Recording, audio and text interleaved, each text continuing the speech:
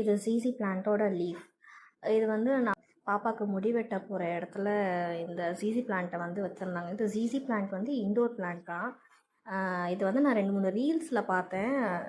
இதோட லீஃப் வந்து வெறும் இந்த பாதி அளவு மட்டும் தண்ணியில் வச்சுருந்தோன்னா வேர் விடும், வேரோட சேர்ந்து கிழங்கும் வரும் அப்படிங்கிற மாதிரி 2-3 ரீல்ஸில் பார்த்தேன்.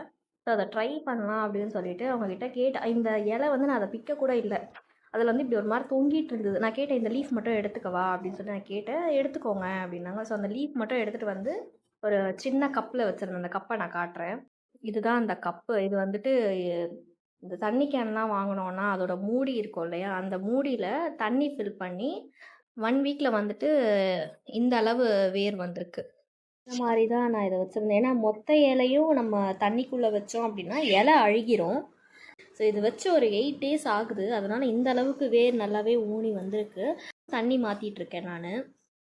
நிறைய பேர் தண்ணி மாற்றலை ரீல்ஸில். ஆனால் சரி மாற்றி பார்ப்போமே. தண்ணி வந்து லேசாக ஒரு மாதிரி மண் பட்டு கொஞ்சம் அழுக்காக மாறிட்டே வந்தது, அதனால் மாற்றிட்டுருக்கேன். பார்க்கலாம் இது இன்னும் எவ்வளோ நல்லா வேர் வருதுன்னு சொல்லிட்டு. நான் பார்த்த ரீல்ஸ்லலாம் வந்து நல்லாவே பெருசாக இருந்தது. இது இப்போ தான் 8 daysக்கான வேர் தான் இது. ஆனால் நான் பார்த்த ரீல்ஸில் வந்து நியர் 2 month வரைக்குமே அதை டிஸ்டர்ப் பண்ணாமல் வச்சுருக்காங்க.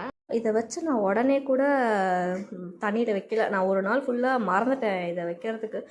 ஒரு ஹோப் இல்லாமல் தான் நான் வச்சேன் இது வருமா அப்படின்னு சொல்லிட்டு. ஆனால் வந்திருக்கு லேசாக வேர். இன்னுமே ஆனால் வேர் வரணும். வேர் வந்த அப்புறமா நான் பாட்டில் வைக்கிறேன்.